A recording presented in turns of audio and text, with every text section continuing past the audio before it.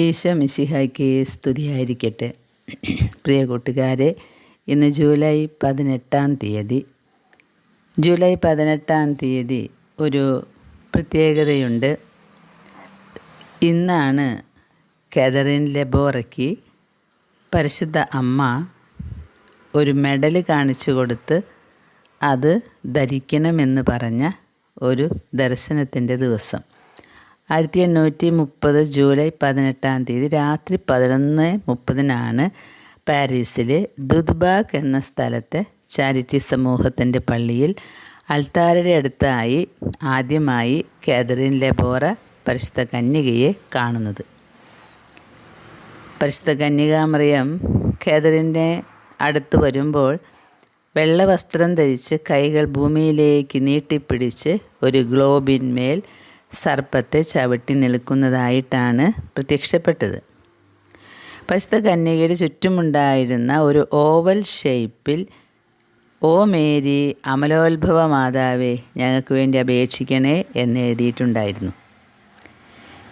മാതാവിനെ കണ്ടുകൊണ്ടിരിക്കുമ്പോൾ കാതറിൻ ലെബോറ ഒരു ശബ്ദം കേട്ടു. അതാണ്, ഇതൊരു കാശുരൂപത്തിൻ്റെ ആകൃതിയിൽ ഉണ്ടാക്കണം, എന്നിട്ട് വിശ്വാസത്തോടു കൂടി ഇത് കഴുത്തിലണിയുന്നവർക്ക് ഏറെ അനുഗ്രഹങ്ങൾ നൽകപ്പെടുന്നതായിരിക്കും എന്ന് സ്വരം കേട്ടു.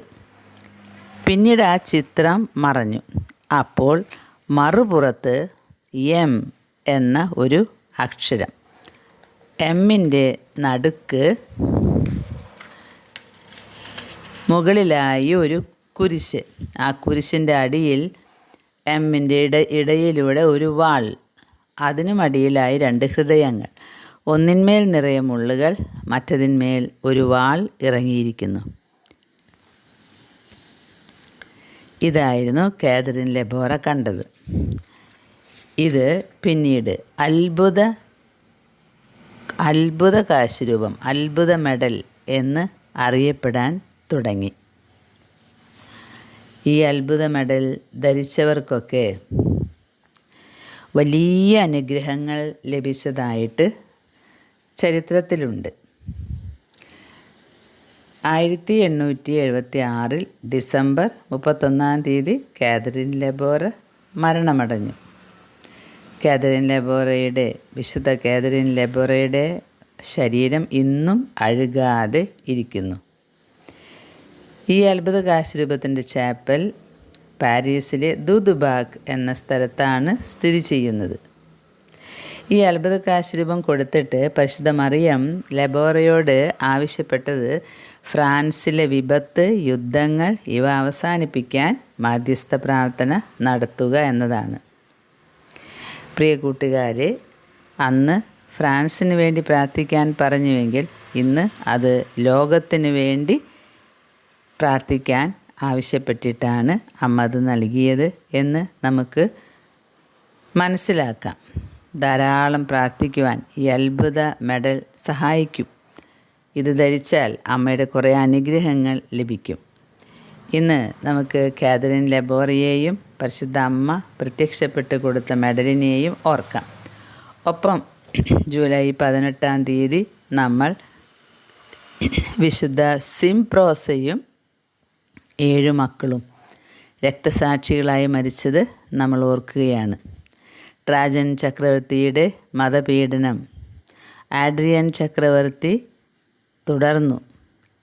അപ്പോൾ ചെയ്തു പോയ ക്രൂരതകൾ, ജൂപ്പിറ്റർ ദേവനെ, വീനസിൻ്റെ ഒരു മാർബിൾ പ്രതിമ, ഇതൊക്കെ ജൂപ്പിറ്റർ ദേവൻ്റെ ഒരു ബിംബം ക്രിസ്തുവിൻ്റെ പുനരുത്ഥാനം നടന്ന സ്ഥലത്തും, വീനസിൻ്റെ ഒരു മാർബിൾ പ്രതിമ ഗാഗുൽത്തായിലും, അഡോണിസിസിന് പ്രതിഷ്ഠിതമായ ഒരു ഗുഹ ബെത്ലഹേമിലൊക്കെ അയാൾ നിർമ്മിച്ചു. എന്നിട്ട് എല്ലാവരോടും ഈ അന്യദേവന്മാരെ ആരാധിക്കാൻ പറഞ്ഞു. പക്ഷേ പൂജ നടത്തിയ ഒരു ദിവസം പൂജാരി പറഞ്ഞു, സിംപ്രോസിയ എന്നൊരു വിധവയും 7 മക്കളും തങ്ങളുടെ ദൈവത്തെ ആരാധിച്ചുകൊണ്ട് ഞങ്ങളെ നിന്ദിക്കുന്നു. അവർ ഞങ്ങളെ ആരാധിക്കുകയാണെങ്കിൽ ഞങ്ങൾ നിങ്ങളെ അനുഗ്രഹിക്കും. അന്യദേവന്മാരുടെ അനുഗ്രഹമാണ്. പിന്നീട് ചക്രവർത്തി ഈ വിധവയെ കൊണ്ടുവന്ന് ക്രൂരമായി മർദ്ദിക്കുകയും കൊലപ്പെടുത്തുകയും ചെയ്യുന്നതാണ് ഇന്ന് നമ്മൾ ഓർക്കുന്നത്. ദൈവത്തെ ആരാധിക്കരുതെന്നും ഈ ദൈവങ്ങളെ ആരാധിക്കണമെന്നും വളരെയധികം അവളെ നിർബന്ധിച്ചു. പക്ഷേ അവൾ ഒന്നിനും കീഴ്പ്പെട്ടില്ല. മാത്രമല്ല 7 മക്കളെ ഇതുപോലെ കൊല്ലപ്പെടാനായിട്ട് അനുവദിച്ചു. അതിലൊരാളെ തൊണ്ടയിൽ കുത്തി, രണ്ടാമത്തവൻ്റെ നെഞ്ചിൽ കടാര കുത്തി, മൂന്നാമത്തവനെ കുന്തം കൊണ്ട് ചങ്കിൽ കുത്തി, നാലാമത്തവൻ്റെ വയറ് പിളർന്നു, അഞ്ചാമത്തവൻ്റെ പിറകിലും ആറാമത്തവൻ്റെ 2 പള്ളയിലും കുത്തിക്കൊന്നു. ഇളയവനെ ശരീരം 2ആയി പിളർന്നു. ഇങ്ങനെ ഈശോയ്ക്ക് വേണ്ടി, ക്രിസ്തുവിന് വേണ്ടി രക്തസാക്ഷികളായ ഒരമ്മയും 7 മക്കളും ഇന്ന് നമുക്ക് ഓർക്കാം. കാതറിൻ ലബോറയുടെ മെഡൽ നമുക്ക് ധരിക്കാം. പരിശുദ്ധ അമ്മയുടെ അനുഗ്രഹങ്ങൾ നമ്മുടെ ജീവിതത്തിൽ ഉണ്ടാകട്ടെ. ആമേൻ.